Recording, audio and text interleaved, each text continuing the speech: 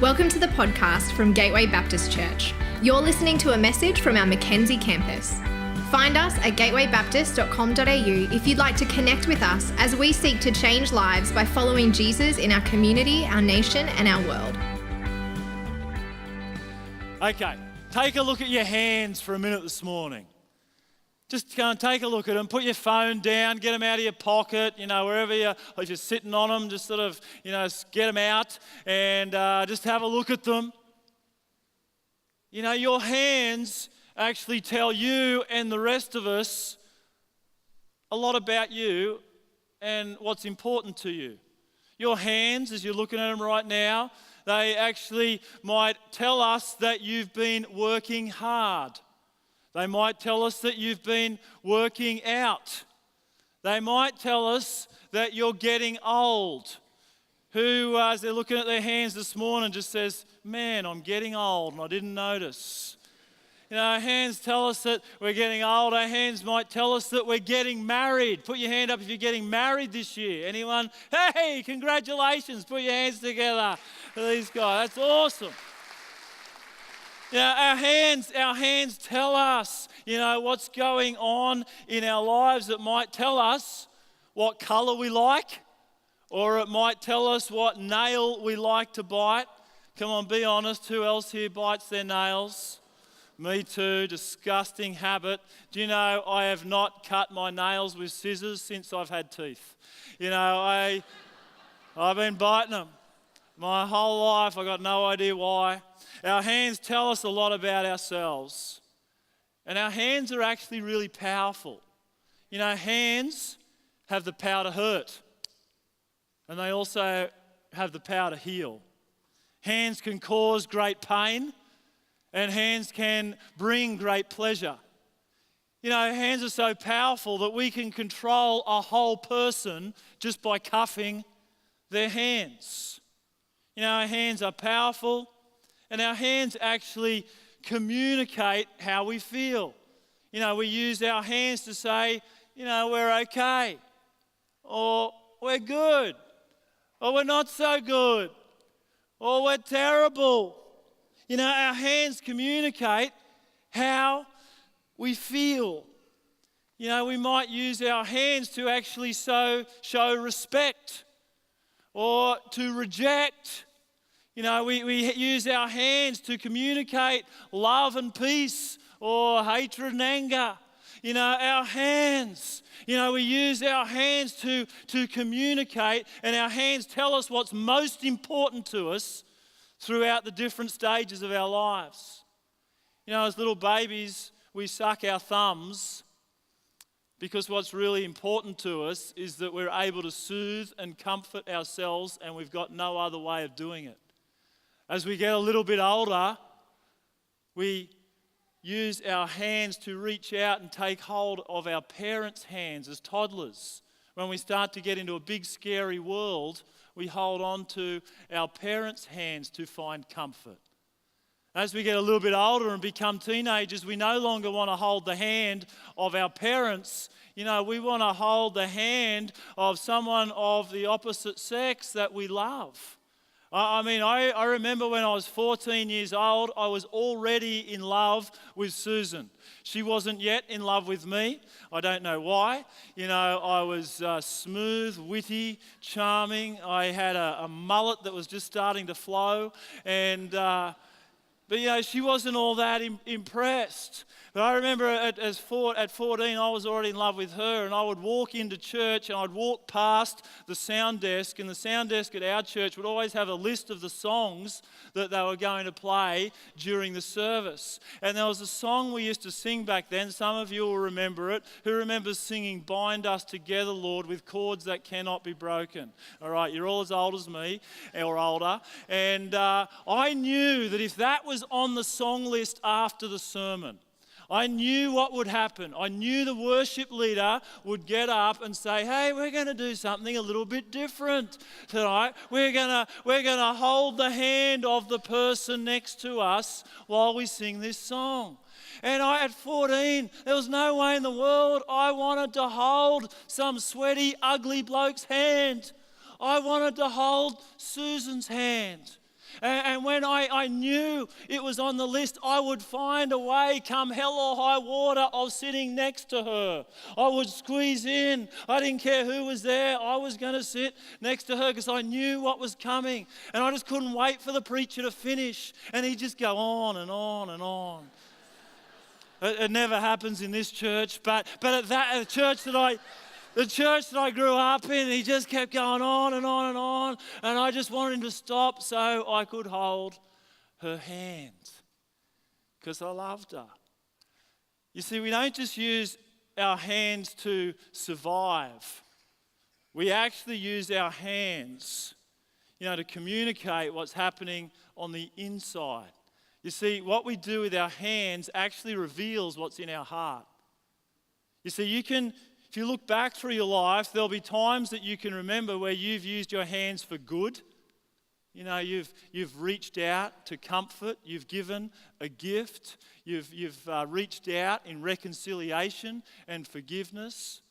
You've used your hands to bless and to build up, to comfort and to strengthen.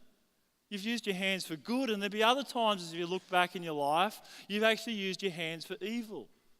You've pointed accusing fingers.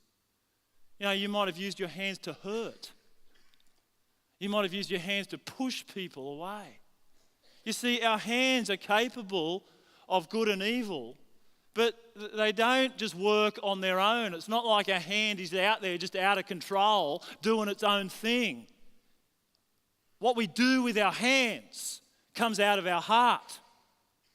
You see, what we do with our hands actually reveals what is inside of our heart. And so when there is something good in our heart, we do something good with our hands. When there is something evil, when there's hatred or anger in our heart, we do something evil with our hands. You see, what we do with our hands reveals what is in our heart. Now, this is important. When we look at the hands of Jesus, it reveals what is in the heart of God. You see, when we look at the hands of Jesus, when he put on flesh, when God put on flesh and came to earth, what he did with his hands reveals what's in the heart of God. No one has seen God in all of his glory, but it says that when Jesus came to earth and put on flesh, he was the exact representation of his being. So it means when you look at what Jesus does with his hands, you know what's going on in the heart of God. I love reading the Gospels. You want to do this in the next couple of weeks, just read through the Gospels and see what Jesus does with his hands. He uses his hands to reach out to children and put his hands on them and bless them when all of his disciples were pushing them away and saying, Jesus is too important for these little people and they're not important enough for him. But Jesus used his hands to bring them close and to hold them and put his hands on them and bless them. Jesus used his hands to bless food and to provide food for hungry people. Jesus used his hands to reach out to outcasts and let them know that they were loved and they were welcomed. Jesus used his hands to reach out and to touch those who were sick and to bring healing. Every time you read in the Gospels what Jesus did with his hands, it reveals what is in his heart. We're just going to read one story this morning out of the Gospels, but we could read many. I'm just going to read one story about what Jesus does with his hands. It's recorded in all three Gospels. I'm going to read it in two of the Gospels. And we're just going to see what is in the heart of God by looking at what Jesus does with his hands. Matthew chapter 8, it says, when Jesus came down from the mountainside, large crowds followed him. A man with leprosy came and knelt before him and said, Lord, if you are willing, you can make me clean. You see, what we see here is that this man with leprosy, he knows that Jesus has power, but he's not sure. He knows that he's got power to heal him, but he's not sure if he's got compassion in his heart to heal him. So he's a man of faith. He's got faith that Jesus has power. He's just not sure that Jesus got compassion for him in his heart. Have a listen to the way Mark records the rest of the story. He says, being deeply moved with tender compassion, Jesus reached out and touched the skin of the leper and told him, of course I want you to be healed. He says, I am willing to make you clean. So now be cleansed. Instantly his leprous sores completely disappeared. His skin became smooth. Jesus sent him away with a very stern warning saying, don't say anything to anyone about what just happened, but go find a priest and show him that you've been healed. Then bring the offering that Moses commanded for your cleansing as a living testimony to everyone. But this guy couldn't keep his mouth shut. He was so overwhelmed with what Jesus did for him. No sooner did the man leave than he began to proclaim his healing publicly and spread the story everywhere of his healing. Jesus' growing fame prevented him from entering the villages openly, which forced him to remain in isolated places. Even so, a steady stream of people flocked to him from everywhere. You see, Jesus just recently preached the greatest sermon ever. Sermon on the Mount. Everyone is amazed at his teaching. You know, we take the Sermon on the Mount for granted. We kind of hear what Jesus says in the Sermon on the Mount and we just, presume it's normal. Well, it has become normal for the last 2,000 years because Jesus has shaped our culture more than any other person in the world in the last 2,000 years. But it wasn't normal in the Roman Empire to forgive, to bless your enemies, to pray for those who are persecuted. It wasn't normal to turn the other cheek. It wasn't normal to give to the needy. This was new teaching that Jesus was bringing into a culture that was doing the opposite.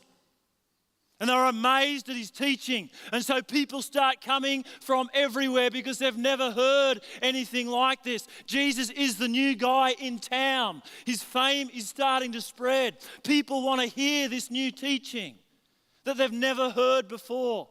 Jesus is the man of the moment. Everywhere he goes, crowds of people just follow him.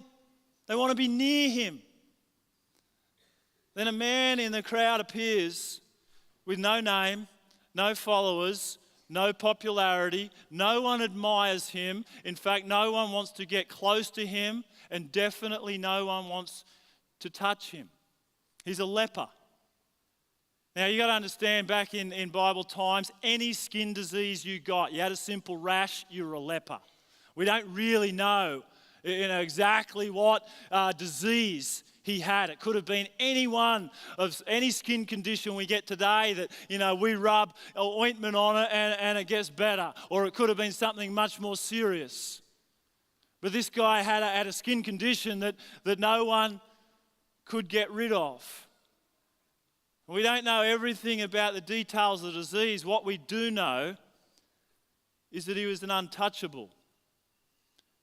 What we do know is he wasn't allowed to be near people. He wasn't allowed to touch people, and he wasn't allowed to let people touch him.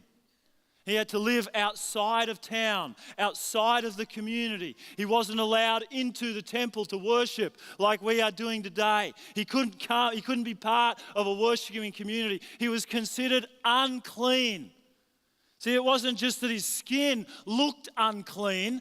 It was that he was considered unclean before God. There was a social stigma that went with this disease. It was because the condition meant that he had sinned before God, or his parents had sinned before God. And this is the way God was punishing him. And so he wasn't physically unclean. He was spiritually unclean. And he literally had to walk around in distinguishing clothes so people could see from a distance that he was a leper, and you didn't go close. In fact, if he got anywhere near a crowd, he had to yell at the top of his voice, "Unclean!" It'd be like walking through Garden City this afternoon going, "I'm a dirty, rotten sinner," just so you know. That's his life. He's an untouchable. He was considered beyond the reach of God's love and God's compassion. No person was allowed to come within 6 feet of a leper, 4 cubits. Or if an east wind was blowing, 100 cubits. I'm not sure why, but that's the rule. No one was allowed within reach in case you accidentally fell over and you're 6 foot tall and you bumped him. Because if you hit him, it wasn't just him that was unclean, you became unclean. You were now a dirty, rotten sinner simply by touching this man. And he appears before Jesus in the midst of a crowd that didn't want to go anywhere near him. And this unnamed, untouchable kneels down within 6 feet of Jesus, or 6 feet from Jesus, and says, "If you are willing, you can make me clean." I love what Jesus says next. He says, "Of course I'm willing. Be clean." And I love the way Mark records what happens next. He says that Jesus is moved with tender compassion and he reaches out. It's not the leper that reaches out for Jesus. Jesus reaches out. He gets into that 6 foot space. He has to reach out because the leper knows how far away he needs to be. He has to reach out and touch this man, and he heals him. Now, we don't know whether Jesus healed him by his words or his touch. What we do know, and it's really important that we see the context of this. Directly after this, the gospel writers record 2 stories where we see that Jesus doesn't need to touch people to heal them. You know, the centurion comes to Jesus and says, my servant's sick. Can you heal him? And Jesus says, well, take me to him and I'll heal him. And the centurion says, no, I don't deserve to have you come under my roof. Just give the word from here, not even in the vicinity of my servant, and he will be healed. And we see that Jesus simply speaks the word and the servant is healed at that moment, not even in the vicinity. And then in Mark, he records the story of a paralytic that gets carried across town by his mates, lowered down through the roof on a mat.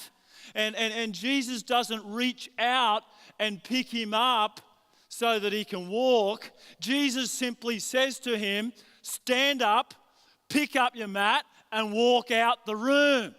And this man whose legs have been broken his whole life, who gets carried in on a mat, walks out the door on his own 2 legs without a helping hand from Jesus, but with a word of faith that heals him completely. You see, what we see in this story is that Jesus heals him with his word, heals the disease with his word, but he begins to heal his loneliness with a touch. You got to understand, this guy has never been touched by another person for who knows how long. He hasn't known the touch of a parent. He hasn't known the touch of a comforting friend. He hasn't known the touch of a wife. He hasn't been able to hold a child in his hands. Jesus is the first person to touch him for who knows how long. This person who is considered unworthy of the touch of another person is considered worthy of a touch from the hands of God. You want to know what's in the heart of God? Have a look at what Jesus does with his hands. He reaches out and he touches the untouchable. You know, Mother Teresa said, we got drugs for people with diseases like leprosy these days. But these drugs do not treat the main problem, the disease of being unwanted. That's what my sisters hope to provide. So Mother Teresa's ministry just tenderly cares for, embraces those who are dying. embraces them as they're suffering. It didn't cure their disease, but it helped to cure their loneliness, their feeling of being unwanted and unworthy. I tell you, there's great power in a touch. God's designed our bodies with, millions of receptors all over our skin to respond to touch. But touch is far more powerful. You know this. I'm going to get you to think about it. But touch is far more powerful than a physical response. I mean, who remembers here the first time you touched someone that you love? I remember a year later, when I was 15, sitting in church next to Susan, and we weren't singing Bind Us Together, but during the sermon, her knee touched my knee. And she didn't take it away. She was such a floozy back then. And I wanted that sermon to go on forever. I'm sitting there going, you preach it, brother. Let's go all the way through Ezekiel. Preach about the 4 horsemen of the apocalypse. I want to hear it again. I didn't want that touch to stop. You see, a touch is powerful. A touch isn't just a physical response. It does something in our heart. Now, some of you will remember being in a hospital and someone took a hold of your hand and it gave you incredible comfort and strength. Some of you will remember being at a funeral and a friend simply put an arm around you or embraced you while you were crying, and they didn't have a word that made any sense to say to you. But they were there, they were present, and they embraced you, and it changed something on the inside. It wasn't just a physical response. It changed something in your heart.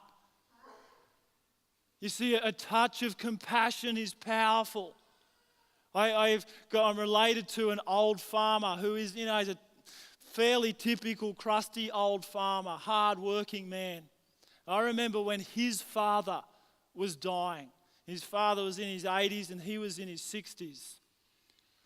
And in the last couple of weeks of his life, he found himself having to help his father up and dress his father and shower his father and carry his father to bed.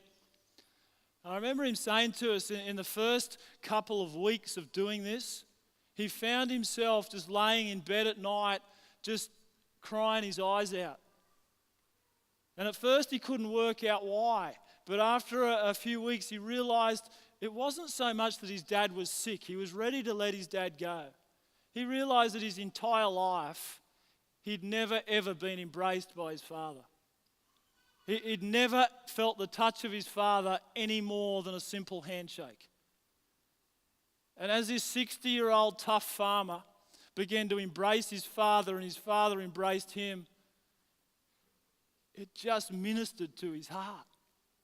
There was just a tender compassion that began to well up in his heart. There is great power in a simple touch. Sometimes it's not rocket science to make a difference in someone's life. There's great power in a simple touch. We've all got some things that we like to touch and things that we don't like to touch. When Susan was pregnant, people would want to come and touch her stomach and feel the baby. Like random people. Like everyone in our church. That it's like, what do you want to touch her stomach for? I didn't. It was gross. It was like there was an alien growing inside of her. I'm going to be a grandfather this year, and I've now got a daughter. I can't believe this. I got a daughter that's pregnant, and people are coming up to her and touching her stomach. I'm thinking, that's gross. Don't do that. But yesterday they had a gender reveal party. I didn't know that was a thing, to be honest. And I found out that we're going to have a little granddaughter. You might as well know. The whole world knows on Facebook. But you see, I don't want to touch my daughter's stomach, but as I went to bed last night, I started to imagine myself holding a granddaughter in my arms. And I started to well up. And so I just thought about, I can't even touch her yet. But as I started to think about just touching and holding a little granddaughter in my arms, it does something in my heart. You know, as I was thinking about that last night, can you believe I'm old enough to be a grandfather? I mean, Susan's obviously old enough, but I just can't believe it. You know, when we started ministry here at Gateway, Joey was 2 years old. And now I'm going to be a grandpa. And as I was thinking about that, I continued to well up a little bit because I just thought of all the people who have touched my kids' lives in this church over the last 15 years. You've reached out your hands and you've blessed my family. You've opened the Bible with them. You've used your hands to pray for them and with them.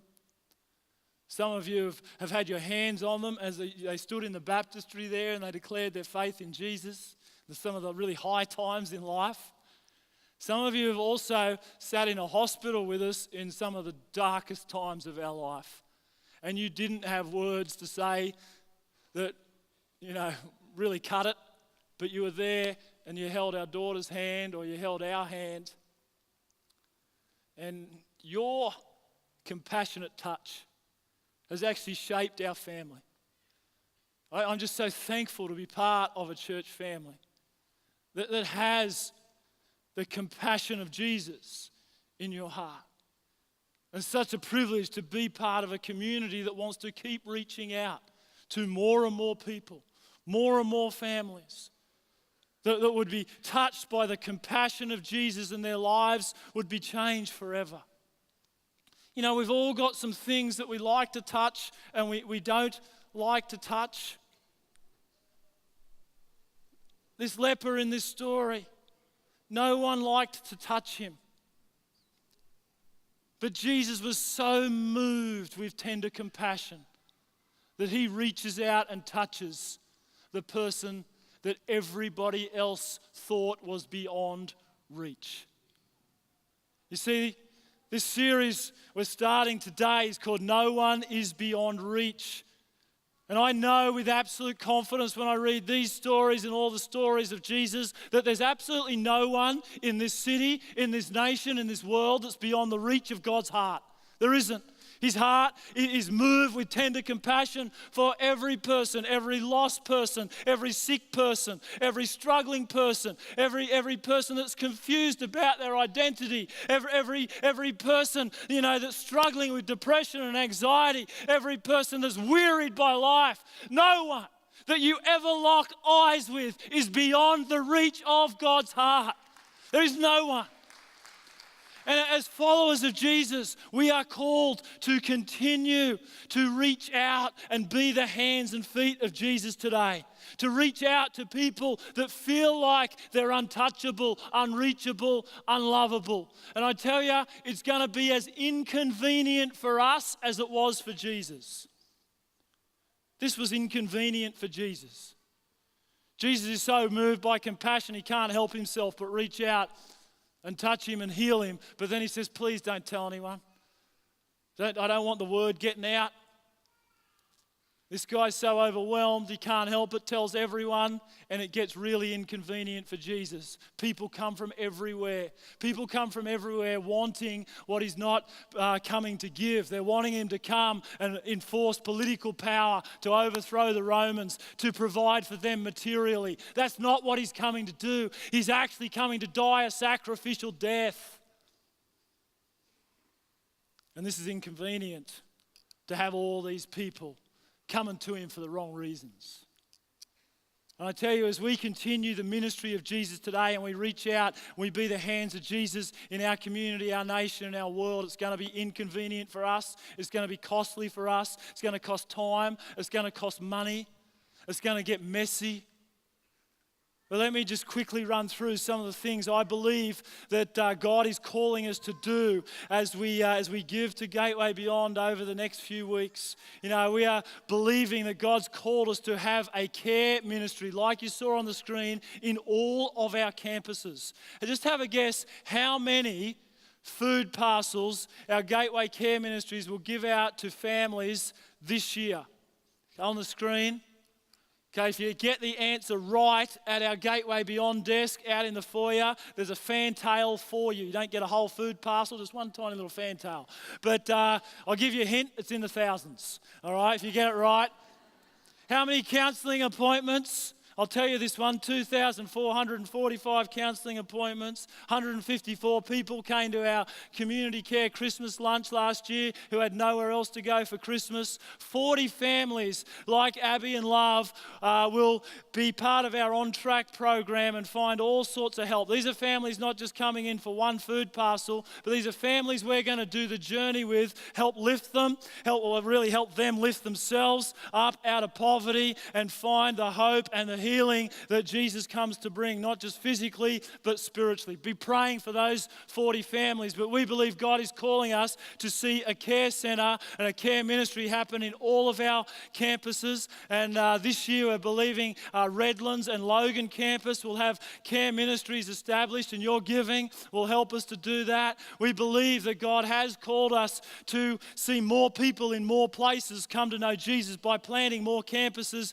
in our nation. And this year, actually July 21, we are going to plant a campus in the city with Pastor Andrew and Megan Sercombe, and there's a whole bunch of people that are going to go, and the people in the city are going to get reached with the love and the power of Jesus. We're going to build a permanent home for ministry down at Ormeau where families can come in one of the fastest growing areas for young families in southeast Queensland are going to come in. There's going to be a permanent home for all of our ministry. There's 100 young people at our Friday night programs down there in a church that started 7 years ago with one teenager. God is at work, and we're going to see a permanent home for ministry down there, and we're going to do some work here that's going to welcome more people through these doors than what we ever have before, and we're going to continue to send some awesome people around the world, some Gateway Global workers that are going to go around the world and shine a light for the gospel in some really dark places. Just in the last few weeks, we've seen, because of your giving in the past and because some people here have been willing to go and use their hands to heal, this is what is happening. In the Democratic Republic of Congo, just a few weeks ago, there's a training centre for doctors where there simply just isn't enough doctors to heal people of all sorts of disease and violence that's happening in that community. Because of your giving, there is a new training centre that's been opened. Hands will be used to heal people in Goma. Bit further north in northern Uganda, in Kitgum, through the ministry of Yokcom. Just a couple of weeks ago, a child health and maternity clinic opened where women are dying and kids are dying under trees as they give birth under trees, and kids are dying of preventable diseases. All the time are going to come into this cool looking place.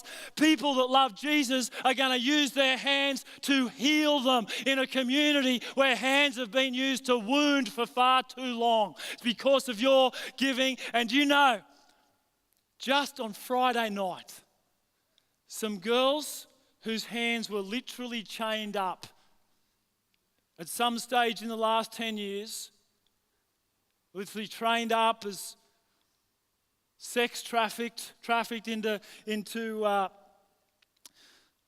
awful, dark business, being raped multiple times every night, hands literally chained up.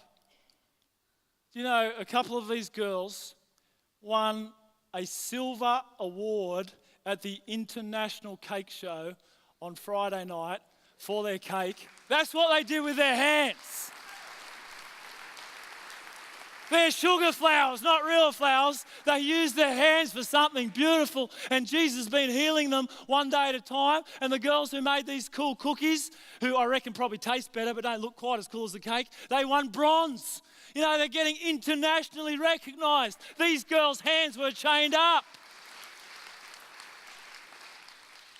Hey, it is going to be inconvenient to do all this. I'm not going to sugarcoat it. It is inconvenient. It's going to cost a lot of time and energy.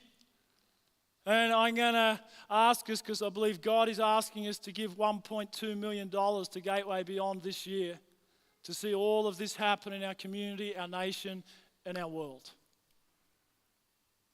I know it's inconvenient, but I believe that God's going to do it. And I believe we can all be a part of it. And we can see the healing power of Jesus continue to touch people's lives all around the world.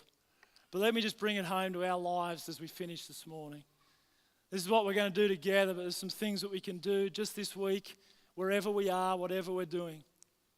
You know, we don't have many lepers that we know, but we can be the healing hands of Jesus for people today.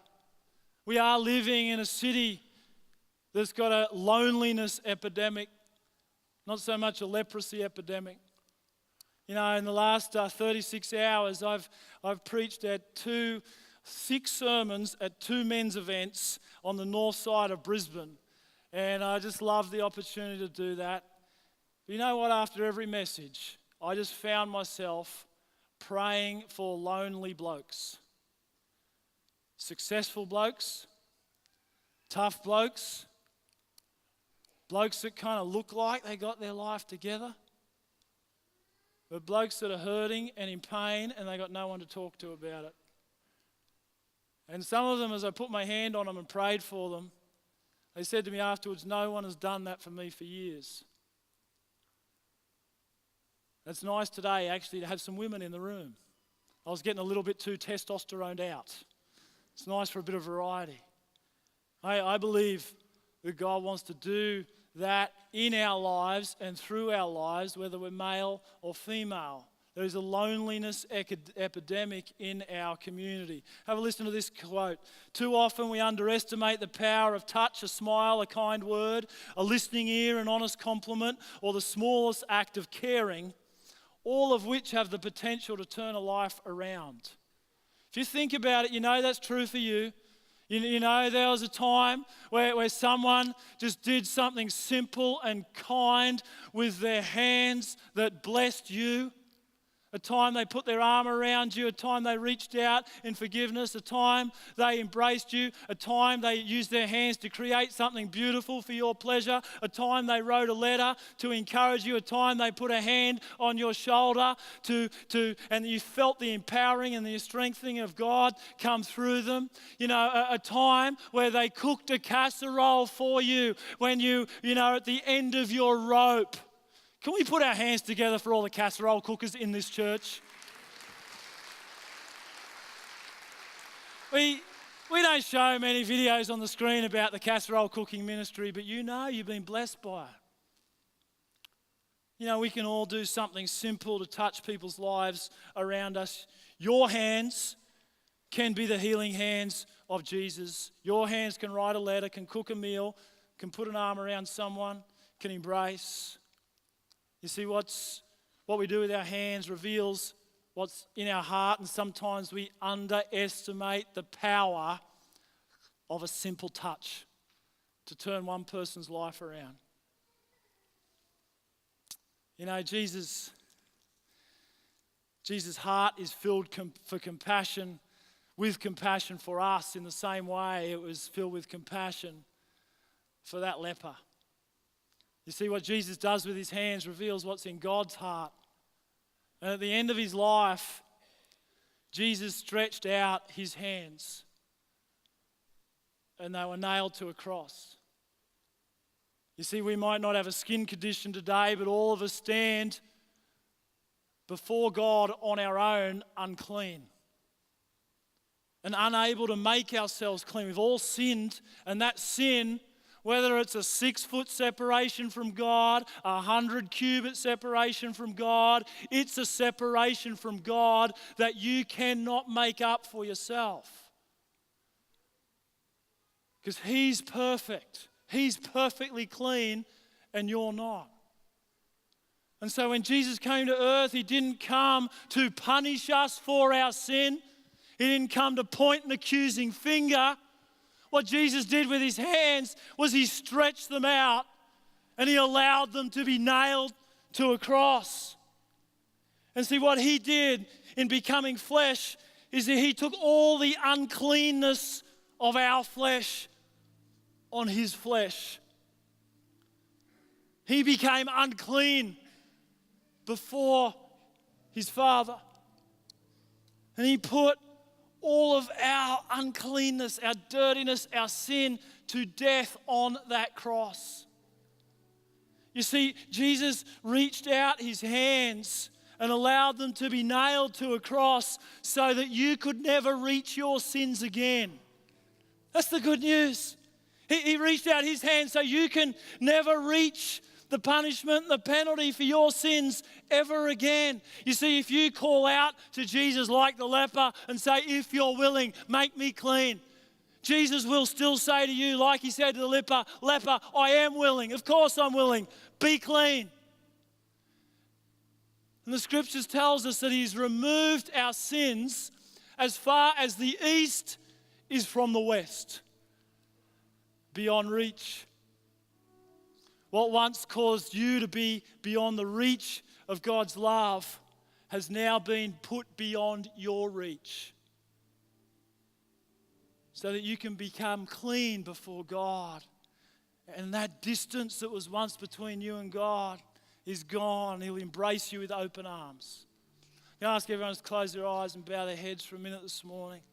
If you're here this morning and you haven't called out to Jesus and say, please make me clean, please save me from my sin, I want to follow you as my Lord and Savior. I want you to wash me clean. I want you to make me new. I want to be embraced by the Father. If this morning you want to put your faith in Jesus as Lord and Savior, I'm just going to, while every eye is closed at the moment, I'm just going to ask you to raise your hand and say, I want to pray a prayer with you. If that's you this morning, come on, just stick your hand up right now. Come on, use your hand to actually express your faith. You know, what's going on in your heart, you know, or with your hands, the picture of what's in your heart. If in your heart this morning there's bless you, that's awesome. Bless you, that's cool. Who else this morning? Just say, that's what's going on in my heart. I want Jesus to save me, to make me clean. Who else this morning wants to pray that prayer? Just stick your hand up just so I can see it. That's awesome. You can put that hand down. Awesome. Up the back, you can put your hand down too. Anybody else this morning? Hey, just pray with me. Just pray with me this morning if that's you. Father, thank you that you've always loved me. I'm sorry for the way that I've sinned against you. I thank you that you sent Jesus to die on a cross for me. I ask this morning that you would forgive my sins and make me clean. Jesus, I want to walk with you and be embraced with you, by you, and follow you for the rest of my life. I pray in Jesus' name. Amen. We hope you've been blessed by this message. If you've made a decision to follow Christ or would like us to pray for you, please go to gatewaybaptist.com.au and let us know.